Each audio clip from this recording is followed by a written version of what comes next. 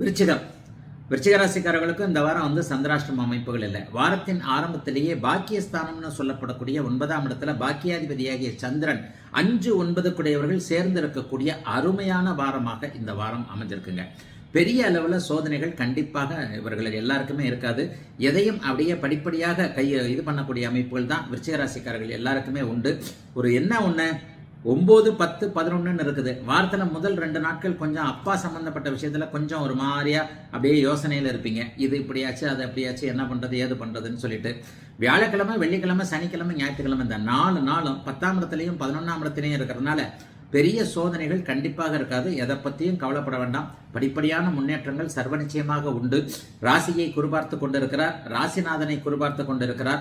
எல்லா நிலைமைகளையும் அதை விட முக்கியமாக ராசிநாதன் மற்றும் நல்ல யோக கிரகங்கள் எல்லாமே பெரிய அளவில் உங்களுக்கு பார்த்துக்கிட்டு இருக்கு. அதனால பெரிய அளவில் கஷ்டப்படாத ஒரு நல்ல நாளாகவே இந்த நாள் அமைஞ்சிருக்கு.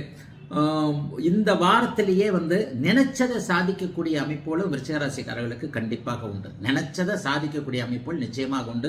அப்படியே இது வரைக்கும் அவங்கவுங்க வயதிற்கு ஏற்றார் போல என்னென்ன பிரச்சனைகள் நடக்கலன்னு நினைச்சிங்களோ அது எல்லாத்தையும் இப்போ முடிக்க முடியும்.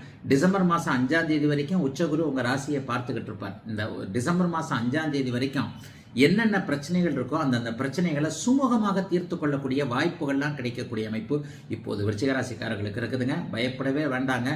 தலைக்கு மேலே வெள்ளம் போயிடுமோ நினைக்கிறவங்களுக்கு கூட வெள்ளம் போகாது. பரம்பொருள் கடவுள் உங்களை காப்பாற்றுவார் என்கின்ற நம்பிக்கைகள் வரக்கூடிய வாரமாக இந்த வாரம் அமைஞ்சிருக்கு. தொழில் நல்லா இருக்கும், வேலையில பிரச்சனை தீரும். குடைச்சல் கொடுத்துக்கிட்டு இருக்கிறவங்க எல்லாருமே உங்களுடைய ஒரு திறமையை பார்த்து அப்படியே வாயடைச்சு போகக்கூடிய வாரமாக இருக்கும்.